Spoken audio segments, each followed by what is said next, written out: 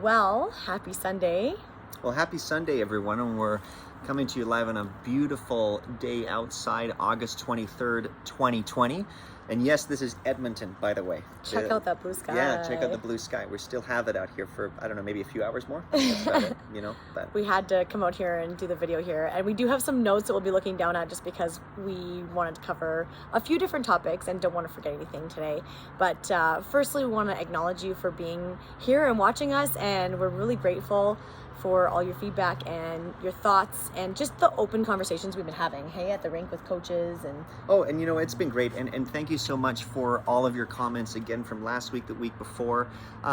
We just thought it'd be just continue to great to touch base, like to keep the conversation rolling out, because like I said, this is all new to all of us, this whole situation, and in the next rollout of the next few months, I think we'll obviously deal with more opportunity versus difficulty, right? And maybe maybe a little bit more difficulty than opportunity. So we're trying to just keep the conversation rolling, keep the intention being set about where we are now and what we're looking forward to the future. So absolutely. Yeah, that's basically where we're at so far. Yeah. Well said. Well, last week we talked a little bit about the pole harness and the availability of using the pole harness, obviously one of Ben's favorite teaching tools of all time. And there's been an amazing, exciting update here. And I know some of you are coaches in Ontario, so yay, it is now available in Ontario as of August 17th. The pole harness is now available to be used. So that seems really exciting, and congratulations for that. And in Alberta here, still not available to use, Alberta Northwest Territories Nunavut section.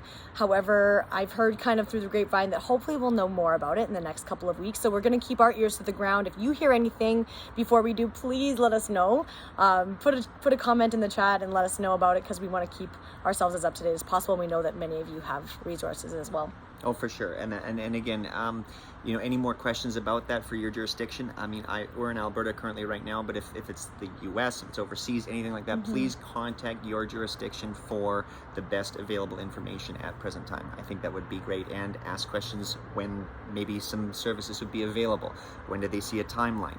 Where other things could be put in place, maybe what it looks like for them. I think the biggest thing is, again, for all clients, skaters, coaches, parents, etc., to continue to reach out, ask the questions. If we ask questions, maybe we can get some answers back. So I think that's going to be another important process of this whole looking forward situation. Absolutely. And I noticed on Instagram that a lot of clubs are getting back to ice now and opening times. up. And I just want to congratulate you if you're coaching and opening up for the fall and doing all of those new things, and you're excited about it. We're excited for you. So congratulations on that. And I just noticed some really cool posts on Instagram about that stuff, and skaters getting excited. So just wanted to shout out to that. So I do want to switch gears a little bit, and this is honestly, as much as we have excitement, as much as we have optimism, I think when we sit down and really look at things, there is a sense that our sport is a little bit in trouble.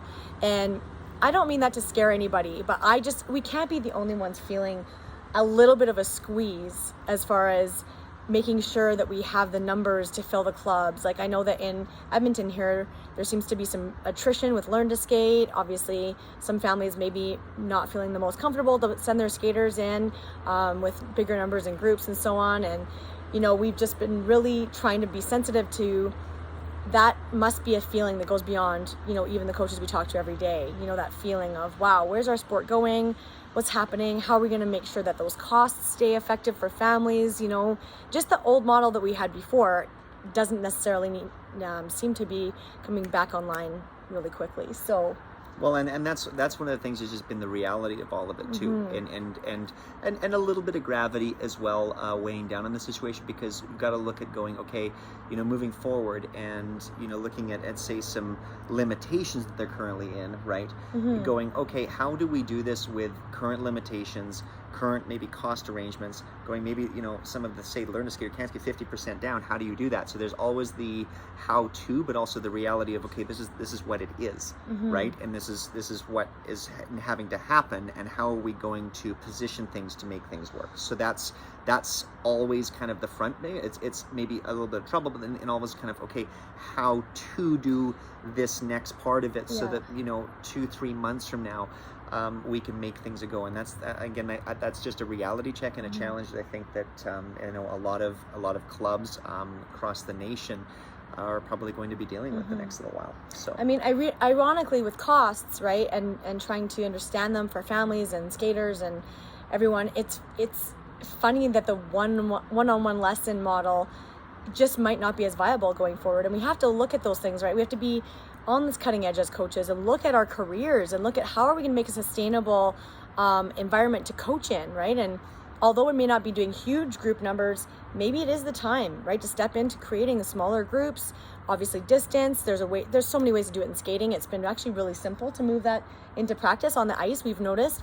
And maybe it's time, right, to just start thinking of other options. So we really encourage you in this circle, please collaborate with us. We are not here to tell you how to do it. We just wanted to open the conversation and have a place where people can connect with each other.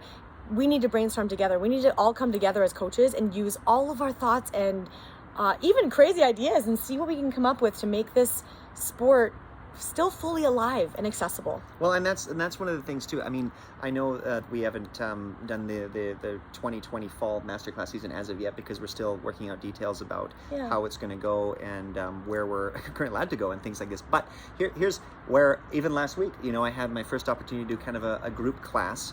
And it was one of those things where I go, okay, so I have to do it this way, but how do I do that? And you know what? You figure it out. You figure out, okay, if I have to do it this way distance, and this is what it's going to look like, I can put it this way. I can do circle, circle, circle, and there's a way to do it. It's all good, but it is, it's like we can't get around the Dartfish like this. Okay, no, we can't do that. So you have to do it this way.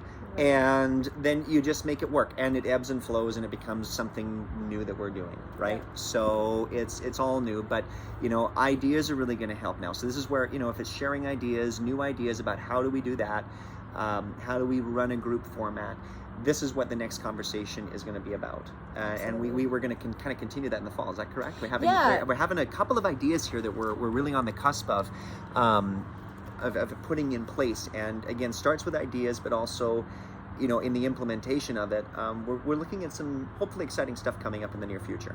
Absolutely. Yeah, we started thinking about even last week talking about different ice opportunities, different schedules around school, all those types of things. And then we started to think back to when we were in the spring delivering a ton of classes through Zoom. Yeah.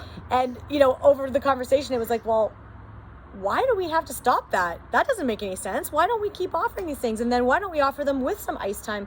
So we're really looking at that virtual space and the accessibility and the affordability of having you be able to log in anytime and see the information, being able to get what you need, and also us to share it with way more people, which has been the whole point of this company. So we're pretty excited about what we can do, and just hoping that we can bring it forward and jump into the fall with some maybe weird, stretched out, interesting ways of creating some skating success education information. Yeah, education information. That's where, like, with your engagement, we'd really like to hear from you what you would like us to assist you deliver, and part of it may be we might be on the ice, we might be doing some stuff, but we'd really like to hear from you on what you guys are attempting to implement, and what kind of support you would need moving forward into the next few months of the current situation. I love that. Yeah. Thank you for bringing that up. And it's the circle is not a hierarchy. I know that's weird. I know normally skating is like gold, silver, bronze, and we understand. We love competition and performance, of course, but in the circle, we intentionally at a masterclass sit together in a circle and collaborate at the problem, which is how do we make skating better all together. And that's what this is online with you guys. So please feel free to email us directly. I know it's kind of intimidating sometimes to put or a DM, live like a DM. Direct, I mean, that's a new term today. DM, like DM.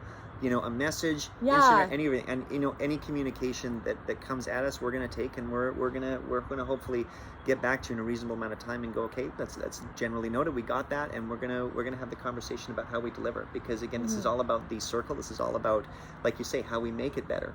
The conversation and the context has always been about that, making it better.